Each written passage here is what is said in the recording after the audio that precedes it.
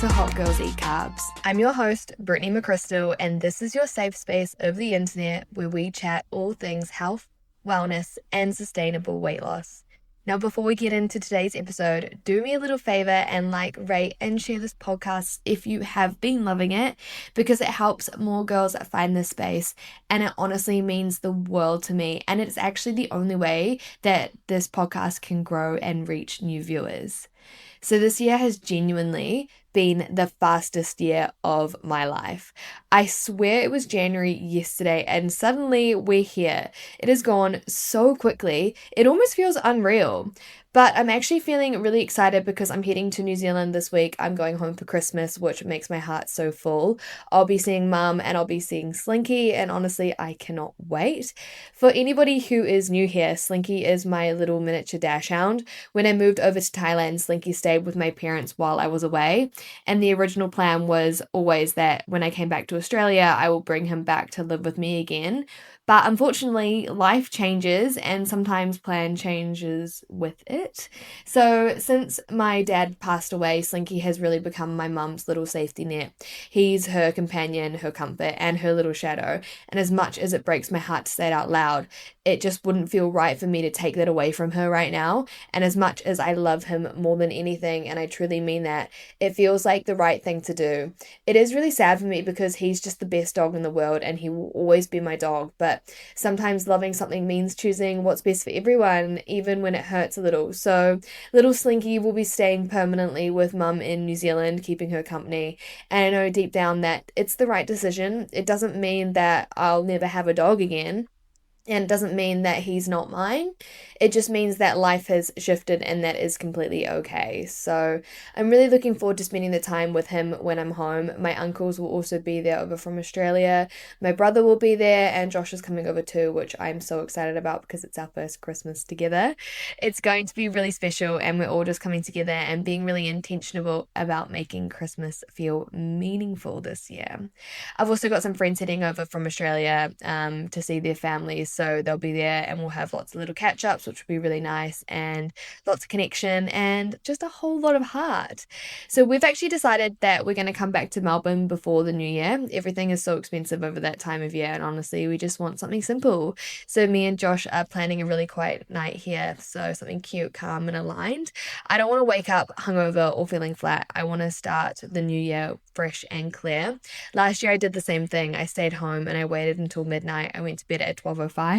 I woke up the next morning feeling amazing. I went for a run and it honestly just set the tone for the entire year. It just felt intentional, it felt grounded, and I really want to bring that same energy into this new chapter, which actually leads perfectly into today's episode. I want to talk about my 2026 goals and what I'm doing to become the healthiest, hottest, and fittest version of myself. Not in an extreme way and not in a punishing way, in a way that feels aligned and sustainable and just really, really good. I wanted to share why I'm even doing this because I think there's this really strange pressure around January. Like as soon as the calendar flips, everything has to magically change overnight. New year, new you, new routine, new personality, new life. And if you're not completely reinventing yourself, you're somehow doing it wrong. And honestly, that energy has never worked for me. Every time I've tried to go all in, fix everything at once, overhaul my entire life, it's lasted about 5 minutes and I end up overwhelmed, exhausted, and feeling like I failed before I have even really started. And when I look back at the biggest changes in my life, especially my health journey, they never came from extremes. They didn't come from punishment, restriction, or trying to be perfect. They came from small decisions repeated over time, choosing to show up a little better, a little more intentionally, and more consistently, even on the weeks where motivation was low. That's why this time I'm not starting fresh. I'm not throwing everything out and beginning again. I'm refining what already works. I'm elevating the habits that make me feel good. I'm tightening up the routines that support my energy, my confidence, and my peace. And I'm gently letting go of the ones that don't actually serve me anymore. This isn't about becoming a completely different person. It's about becoming a more aligned version of who I already am. This is my glow up era. but not the loud, chaotic, burn yourself out kind. It's the sustainable kind, the kind where you feel good in your body, clear in your head, and calm in your life. The kind you can actually maintain, not just for January, but for the whole year and beyond. Let's start with health, because honestly, everything else sits on top of this. If your health is off, nothing feels right. Your mindset feels heavier, your motivation disappears, and even the things you normally enjoy start to feel harder than they should. So in 2026, my approach to health is actually really simple. No extremes, no biohacks, just non-negotiables that I know work for me. The first one is sleep. I protect my sleep like it's sacred now. If I'm tired, everything feels harder. My food choices feel more emotional, my patience is thinner, my motivation drops, and I just don't feel like myself. So sleep is no longer something I squeeze in if there's time. It's a priority. I plan my days around getting good sleep, not the other way around. My second non-negotiable is walking every single day. And not for steps, not for calories, not to earn my food. I just walk because it regulates my nervous system, it clears my head, and it brings me back into my body. It's the one thing that consistently makes me feel calm, grounded, and like myself again, no matter what else is going on. Food is another big one for me. In 2026, I'm eating in a way that actually supports my hormones and my energy. This is high protein meals, plenty of fiber, lots of color, and food that genuinely fills me up. I'm not interested in meals that look good on Instagram but leave me hungry an hour later. I want food that keeps my energy stable and stops me thinking about my next meal all day. Another thing that I'm doing in 2026 is I'm actually going to really try and stop buying processed foods or canned or packaged foods.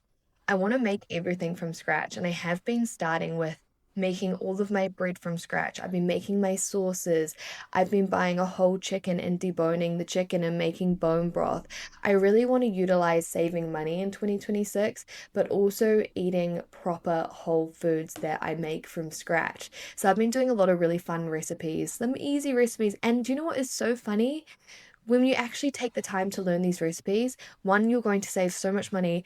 Two, it's so much better for you because there's no chemicals and they're not processed. And three, everything is actually really, really simple. It's just that we've got into this habit of just buying everything.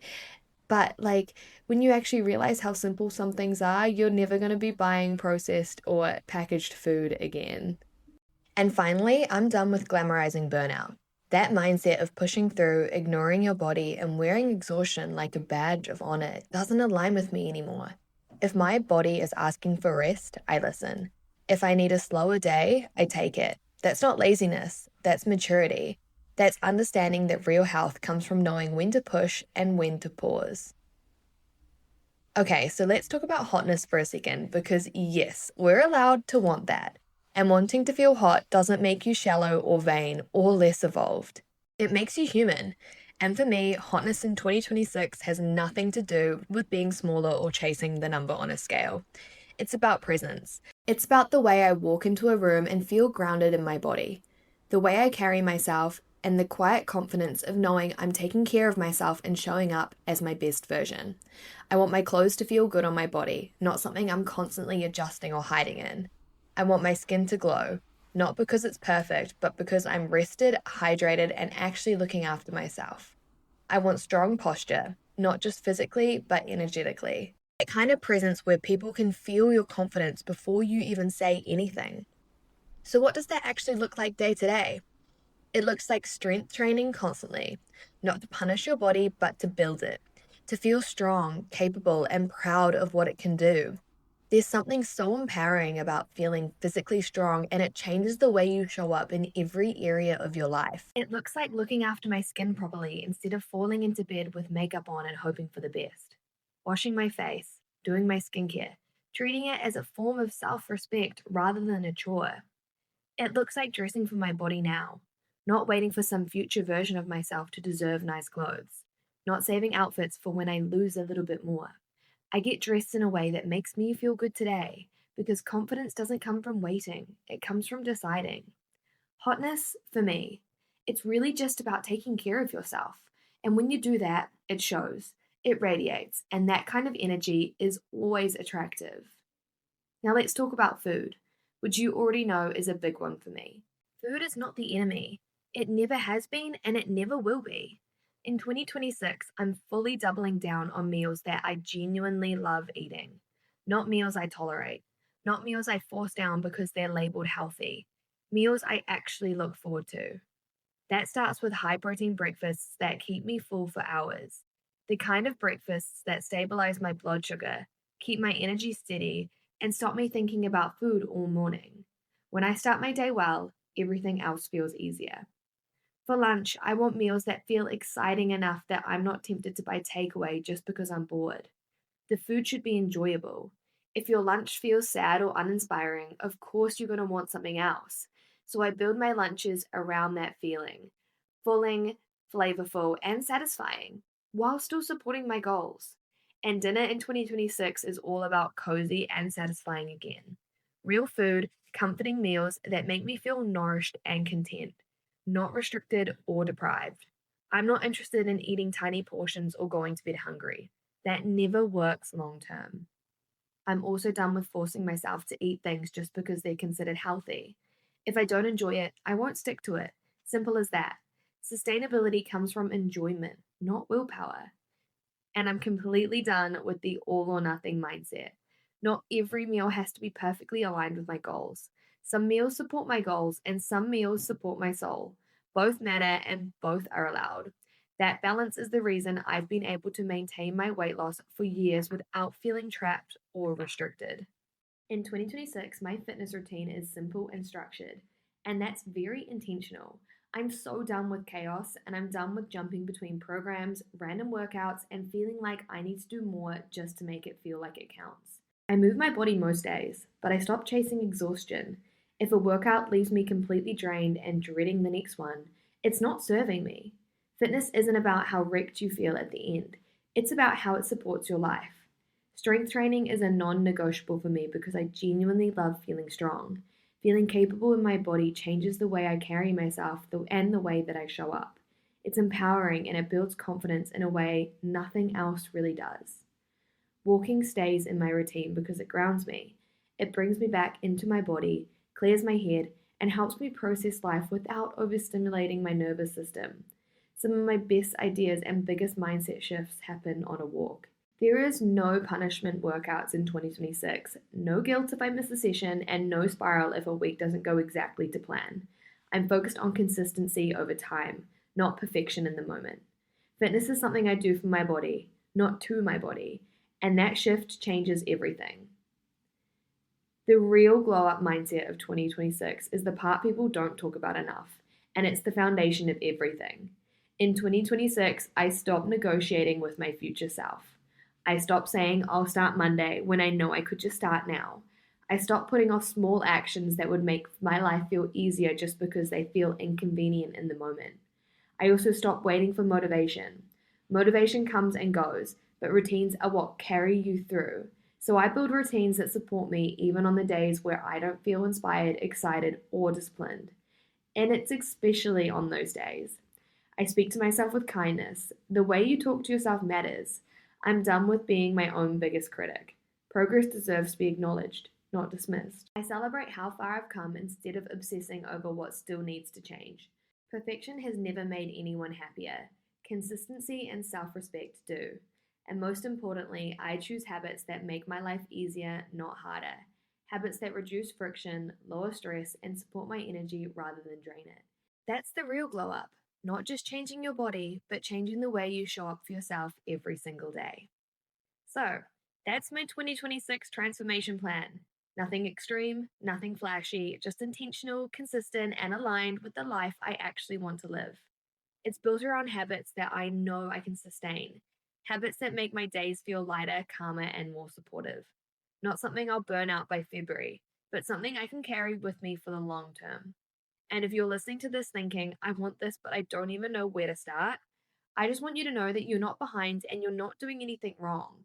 Most women don't need more discipline. They need clarity, they need structure, and they need a plan that actually fits their lifestyle instead of fighting against it. And that is exactly what I help my girls with inside my one on one coaching. We build something that works for you, your routine, your schedule, and your preferences.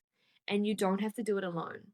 If you want support, structure, and someone genuinely in your corner while you build this kind of balanced, sustainable lifestyle, my one-on-one coaching spots are open for 2026. The link is in my bio. If you fill out the form, we'll chat through your goals like friends and see if we're the right fit. And remember, babe, you don't need a new year to become her. You don't need to wait for January or Monday for the perfect moment. You just need to start showing up for yourself differently. I will chat to you in the next episode.